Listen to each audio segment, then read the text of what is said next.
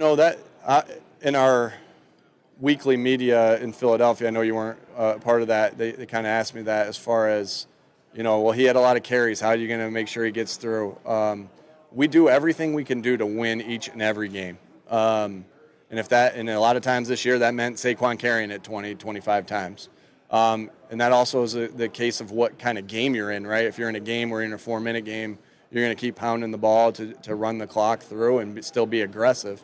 But you handle and the maintenance of it, and Saquon handles the maintenance of it throughout the week. Saquon had a couple more carries and a little bit more of a load this game. All right, how are we going to manage them throughout the week? Well, that's going to be the same thing through OTAs. That's going to be the same thing through training camp, and that will be the same thing we go through it. And when we get to game one, we're going to do everything we can do to win that game. And if that's him carrying it 20 times, then he'll do that. If it's going to be he carries it one time, we'll do that too. It probably won't be one. We're going to give it to him more than that.